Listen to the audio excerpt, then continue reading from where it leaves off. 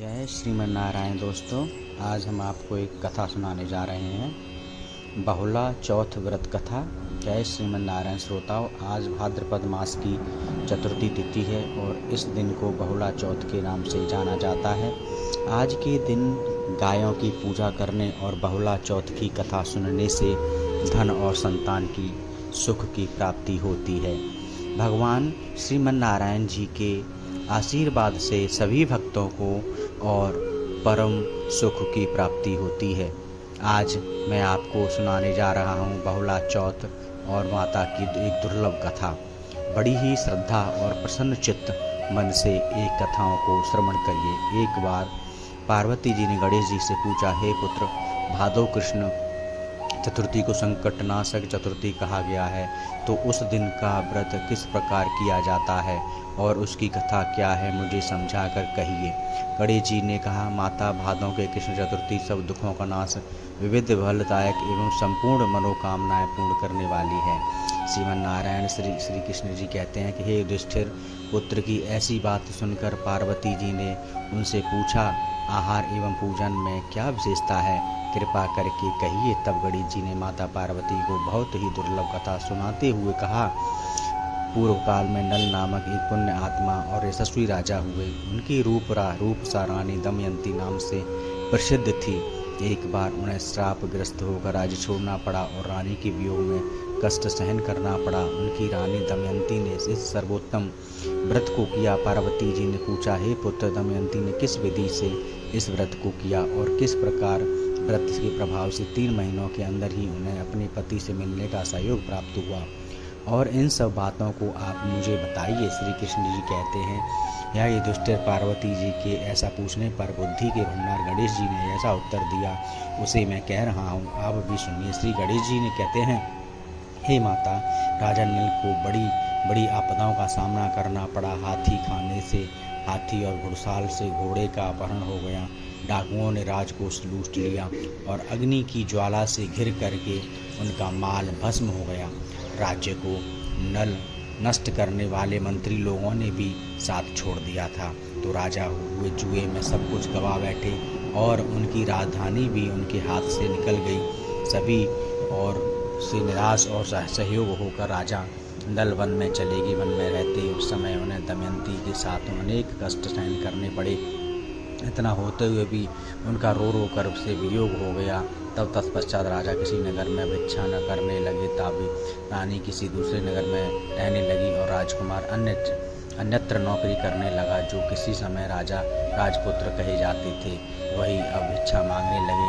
तब तरह के लोगों से पीड़ित होकर एक दूसरे से अलग होकर कर्म फल को भोगते हुए समय बिताने लगे। एक समय की बात है कि वन में भटकती हुई दम ने महर्षि सरभंग के दर्शन किए। उनसे उनके पैरों पर नतमस्तक हो हाथ जोड़कर कहा, हे ऋषि राज, मेरा अपने पति से कब मिलन होगा? किस उपाय से मुझे हाथी घोड़ों से युक्त घनी आबादी वाली नगरी मिलेगी? मेरा भाग्य कब लौटेगा? हे मुनिवर, आप निश्चित रूप बतलाइए। श्री गणेश जी कहते हैं कि हे दमयंती का यह पुत्र यह उत्तम प्रश्न सुनकर सर्व मुनि ने कहा, हे दमयंती, मैं तुम्हारे कल्याण की बात बता रहा हूँ, उसे ध्यानपूर्वक सुनो। इससे सब कष्टों का नाश होता है। यह सब मनोकामनाएं पूर्ण करने वाला एवं शुभदायक नाशक कही गई है। इस तिथि को नर नारियों को एक दंत गजानन की पूजा करनी चाहिए। विधि पूर्वक व्रत एवं पूजन करने से तुम्हारी संपूर्ण मनोकामनाएं पूर्ण होंगी। 7 महीने के अंदर ही तुम्हारा पति से मिलन होगा। यह बात मैं निश्चय पूर्वक कहता हूँ। गणेश जी कहते हैं कि सर्व मुनि का ऐसा आदेश पाकर दमयंती ने भादों की संकट नाशक चतुर्थी व्रत किया और तभी से लगातार प्रतिमा से गणेश जी का पूजन करने लगी। और साथ ही महीने में राजन एवं उत्तम व्रत को करने से उन्हें पति, राज्य, पुत्र और सभी मनोकामना वैभव आदि की प्राप्ति हो गई। श्री कृष्ण जी कहते हैं कि हे युधिष्ठिर, इसी प्रकार से व्रत को करने से आपको भी राज्य की प्राप्ति होगी और आपके सभी शत्रुओं का नाश होगा। यह निश्चय है। एक ही राजन, इस प्रकार मैंने सभी व्रतों में उत्तम व्रत का वर्णन किया है। यह सबका संकटों का नाश करता हुआ आपके भाग्य की वृद्धि करेगा। बोलिए श्री विष्णु गणेश भगवान की जय, बोल श्री राधा कृष्ण भगवान की जय। जब आइए तब मनोकामना हो तो पूरी करने वाली चौथ माता की कथा को सुनते हैं। कहते हैं बहुला चतुर्थी के दिन माता और गणेश जी की कथा को भविष्य सुनना चाहिए। द्वापर युग की बात। तो द्वापर युग में जब भगवान श्री कृष्ण हरि से वासुदेव और देवकी के यहाँ श्री कृष्ण रूप में अवतार लेकर ब्रजभूमि में अनेक लीलाएं की, देव देवता की अनेक अंशों से उनकी लीला सहायक हुए। गौ श्रीमणि कामधेनु माता भी अपने अंश से उत्पन्न होकर बहुला नाम से नंद बाबा की गौशाला में गाय बनकर उसकी शोभा बढ़ाने लगी। बाल रूप श्री कृष्ण जी का बहुला से और बहुला का श्री कृष्ण जी से अपार स्नेह था।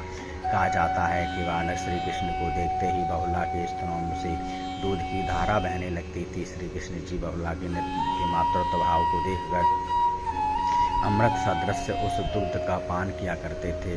एक दिन बहुला वन में घास चर रही थी। उसी समय श्री कृष्ण जी को बाल लीला सूझी। उन्होंने माया से सिंह का रूप धारण कर लिया। बहुला सिंह को देखकर भयभीत हो गई और भयभीत होकर कांपने लगी। बहुला ने विनती करते हुए कहा, हे वनराज, मैं अभी अपने बछड़े को दूध नहीं पिलाया है, वह मेरी प्रतीक्षा कर रहा होगा, अतः मुझे जाने दो, मैं उसे दूध पिलाकर तुम्हारे पास वापस आ जाऊंगी, तब तुम मुझे खाकर अपना सेवन कर लेना। तब सिंह ने कहा, मृत्यु पास में फंसे जीव को छोड़ देने पर उसके पुनः वापस लौट कर आने का क्या विश्वास है। निरुत्तर होकर बहुला ने सत्य और धर्म की शपथ ली। तब सिंह ने उसे छोड़ दिया। बहुला गौशाला में जाकर प्रत्येक बछड़े को भूख से व्याकुल अपने बछड़े को दुग्ध पान कराने लगी। पुनः उसके बाद अपने वचन की रक्षा हेतु सिंह के पास आ गई। बहुला को देखकर सिंह का रूप धारण किए हुए श्री कृष्ण जी प्रकट हो गए और बोले, हे बहुला, यह तुम्हारी अग्नि परीक्षा थी। तुम अपने सत्य धर्म पर दृढ़ रही, अतः उसके प्रभाव से घर घर तुम्हारा पूजन होगा तथा आज से तुम गौ माता गाय के नाम से माता के नाम से जानी जाओगी। बहुला श्री भगवान श्री कृष्ण जी का आशीर्वाद प्राप्त कर अपने घर लौट आई और अपने बछड़े के साथ आनंद से रहने लगी। बहुला चौथ व्रत कथा का मुख्य उद्देश्य यह है कि संसार के प्रत्येक व्यक्ति को जीवन में हमेशा सत्य और न्याय का पालन करना चाहिए। इस रास्ते पर जो भी चलेगा उसे जीवन में कभी न कभी सफलता जरूर मिलेगी, अर्थात सत्य ही की विजय होगी, इसमें कोई संशय नहीं है। इस व्रत का पालन करने वाले को सत्य धर्म का मार्ग अवश्य ही चुनना चाहिए। साथ ही अपने कर्तव्य पथ से कभी भी विमुख नहीं होना चाहिए। बोलिए भगवान श्रीमन्नारायण भगवान की जय। बोलिए बहुला माता की जय। बोलिए। अब आइए मनोकामनाओं की पूर्ति करने वाली बहुला माता की दूसरी कथा को सुनते हैं। कहते हैं कि इस कथा को सुनने से ही व्रत पूर्ण माना जाता है। एक गांव में एक सेठ और उसकी पत्नी सेठानी रहते थे। उनके एक बेटा था और एक बहू थे। बहू सबको भोजन कराकर फिर स्वयं भोजन करती। एक पड़ोसन ऐसी भी थी जो रोज पूछती थी कि बहू आज क्या बनाया है। बहू कहती थी कि ठंडो बासी। एक दिन उसके पति ने ऐसा सुनकर विचार किया कि आज तो पकवान बनाए जाएं, फिर देखें कि मेरी पत्नी क्या कहती है। उसने इस तरह के पकवान बनाए और घर के सभी लोगों ने साथ बैठकर भोजन किया। आज ही पड़ोसन ने पूछा तो बहू ने कहा कि ठंडो बासी। सेठ के लड़के ने सोचा कि हो ना हो कोई न कोई बात जरूर है, अवश्य होगी, तभी मेरी पत्नी ऐसा कहती है। जिससे मेरी पत्नी ऐसा कहती है उसने पत्नी से पूछा, तुम रोज ठंडो बासी खाया है, ऐसा क्यों कहती हो तुम, जबकि हम सब ने एक साथ बैठकर कई तरह के पकवान खाए। तब उसकी पत्नी बोली, हम लोग जो कुछ भी खा रहे हैं वह आपके बुजुर्गों की कमाई है। जिस दिन आप कमा कर लाओगे उस दिन मैं समझूंगी कि ताज़ा भोजन कर रही हूँ। अब एक दिन भड़के लड़के ने माँ से कहा, एक बड़े शहर से कमाई करने जा रहा हूँ। माँ बोली, बेटा आपने पास इतना सारा धन है, फिर तुम कितना भी खाओ पियो फिर भी खत्म नहीं होगा। माँ के मना करने पर भी बेटे ने स्वयं कमाने का दृढ़ निश्चय कर लिया और जाते समय पत्नी से कहा, मैं तब तक कमाकर बहुत सारा धन लेकर ना आऊँ, तुम चूल्हे की आग मत बुझने देना। एक दिन चूल्हे की आग बुझ गई तो वह मन ही मन घबराने लगी। उसने सोचा कि मेरे पति पर कोई संकट तो नहीं आया है।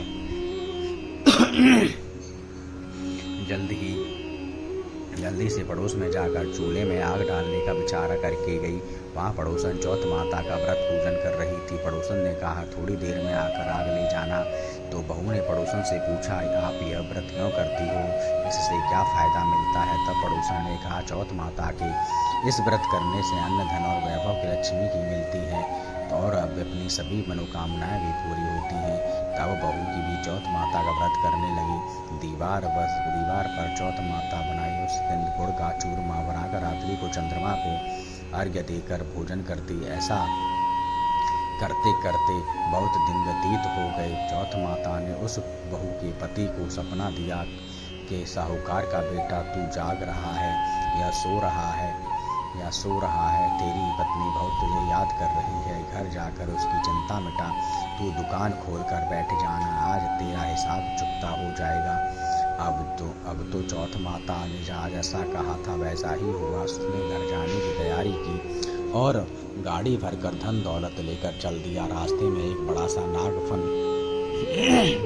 बहलाए बैठा था और कहने लगा, आज तो मैं तुझे खाए छोड़ूंगा नहीं, आज तेरी आयु पूरी हो गई है। सेठ के लड़के ने सांप से कहा, आज चौथ माता ने मुझे सपना दिखाया है कि मैं अपनी पत्नी से मिलने घर जा रहा हूँ। वह मेरी प्रतीक्षा कर रही है और बहुत चिंता कर रही है। मैं उससे मिलकर जरूर आऊँगा, तब तक तुम मुझे खा लेना। नाग ने कहा, तुम शपथ पूर्वक कहकर जाओगे तो मैं तुम्हें जाने दूंगा, लेकिन तुम लौट कर नहीं आए तो तुम्हारे घर आकर मैं तुम्हें डस लूँगा। इस प्रकार सर्प को वचन देकर वह अपने घर पहुँचाकर वहाँ सभी से हंसी खुशी से मिलाकर और भोजन करके उदास होकर बैठ गया। उसकी पत्नी ने उदास होने का कारण पूछा तो पति ने काले नाग वाली बात बताते हुए कहा, यदि मैं उसके पास नहीं जाऊंगा तो वह घर जाकर मुझे डस लेगा। पत्नी बहुत चतुर थी। उसने कहा, आप जरा भी घबराओ नहीं, आप सो जाओ। मैं एक उपाय करती हूँ। पत्नी ने अपने कमरे में 7 सीढ़ी बनाई। पहली सीढ़ी पर रेत, दूसरी पर इत्र, तीसरी पर गुलाब और फूल, चौथी पर केसर, 5वीं पर लड्डू पेड़ा पर गद्दी गलीचा और 7वीं पीढ़ी पर दूध का कटोरा भरकर रख दिया। इस प्रकार वह 7 सीढ़ी चढ़ाकर बैठ गई। रात होते ही नाग आकर सीढ़ी पर चढ़ने लगा।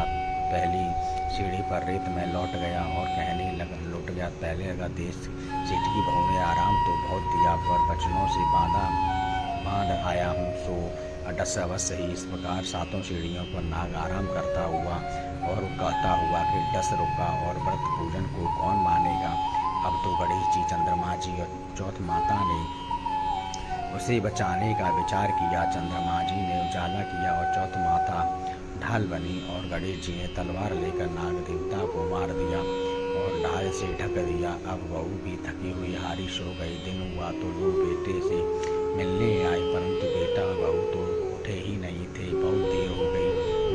माँ उन्हें उठाने गई तो माँ ने 7 सीढ़ियों पर जो कुछ देखा तो वह बहुत घबरा गई और बेटा बहू रानी को आवाज़ लगाई। बेटा बहू रानी उठे तो देखा कि एक ढाल तलवार वहाँ पड़ी हुई है। अब ढाल उठाई तो देखा कोई काला नाग मरा हुआ पड़ा था। बेटा बहू ने सोचा कि आज तो धर्म कर्म की आड़ से भगवान गणेश जी और चौथ माता ने हमारी रक्षा की है।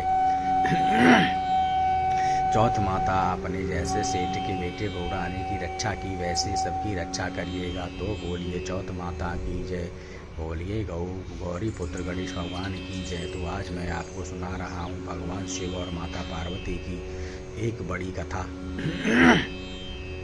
को बड़ी श्रद्धा प्रसन्न चित्त मन से पूरा अवश्य सुनिएगा। श्री कार्तिकेय जी शिव को पार्वती के पुत्र हैं तथा शुद्ध बालक रूप में ही रहते हैं, परंतु उनके इस बालक स्वरूप का भी एक रहस्य है। एक बार शंकर भगवान ने पार्वती जी के साथ जुआ खेलने की अभिलाषा प्रकट की।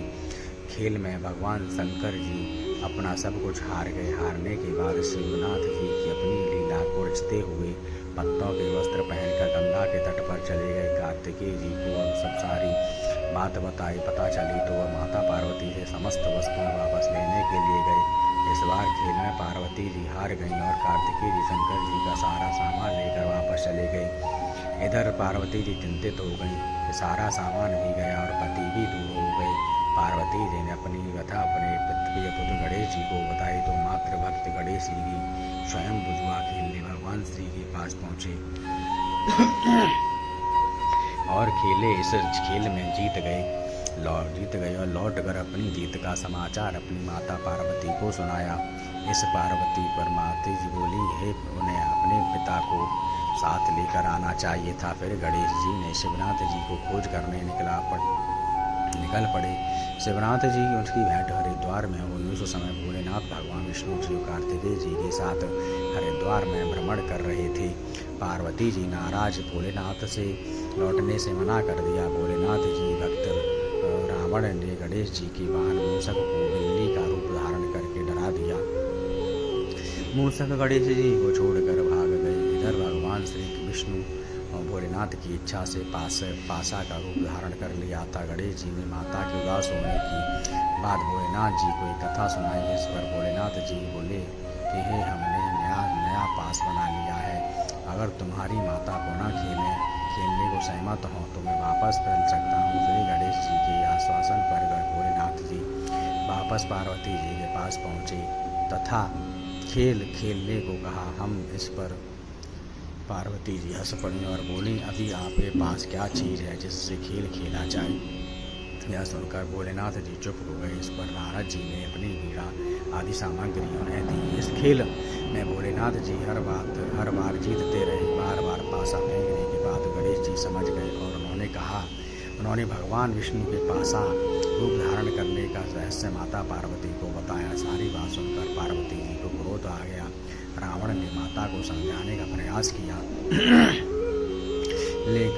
क्रिया पर माता को क्रोध शांत नहीं हुआ और क्रोध में उन्होंने भोलेनाथ जी को श्राप दे दिया कि गंगा की धारा का बोझ उनके सिर पर रहेगा। नारद जी को कभी एक स्थान पर न टिकने का अभिशाप मिला। भगवान विष्णु जी को श्राप दिया कि यही रावण तुम्हारा शत्रु होगा तथा रावण को श्राप दिया कि विष्णु ही तुम्हारा विनाश करेंगे। कार्तिकेय जी को भी माता पार्वती जी ने कभी जवान न होने का श्राप दिया। इस बात से सर्वजन सिद्ध हो गए। नारद जी ने अपनी विनोदपूर्ण बातों से माता पार्वती को क्रोध शांत किया और गौ माता ने उन्हें वरदान मांगने को कहा। नारद जी बोले, हे, आप सभी को वरदान दे दो तभी मैं वरदान दूंगा। पार्वती को सहमत हो गई। भगवान शंकर जी ने कार्तिक शुक्ल के दिन जुए में विजय रहने वालों को हर वर्ष हर विजय बनाने का वरदान मांगा। भगवान विष्णु जी ने अपने प्रत्येक छोटे बड़े कार्य में सफलता का वरदान मांगा, परंतु कार्तिकेय जी ने तो सदा बालक रहने का वरदान मांगा और कहा, मुझे विषय वासना का संसर्ग न हो तथा सदा भगवती माता का स्मरण करते रहे। अंत में नारद जी ने देवर्षि होने का वरदान मांगा। पार्वती जी ने रावण को समस्त वेदों की सुविध व्याख्या देते हुए सबके लिए तथास्तु कहा। कार्तिकेय जी के जन्म से पहले जब तारकासुर के अत्याचार से सभी देवता पीड़ित थे, तभी भगवान शंकर जी ने पार्वती जी का पानी ग्रहण किया। तब वह 6 मुख वाले कार्तिकेय जी का जन्म हुआ था। उन्होंने ही तारकासुर का वध किया था। बोलिए शंकर भगवान की जय और माता पार्वती की जय। अगर वीडियो पसंद आए हो तो हमारे चैनल को सब्सक्राइब करें, लाइक करें, कमेंट करें। आपका बहुत बहुत धन्यवाद और हम ऐसी वीडियो लाते रहेंगे आप लोगों के लिए। तो हमको बताइए आप लोगों को हमारी वीडियो कैसी लगी। अगर थोड़ी आवाज़ में प्रॉब्लम हो तो टेंशन ना लें।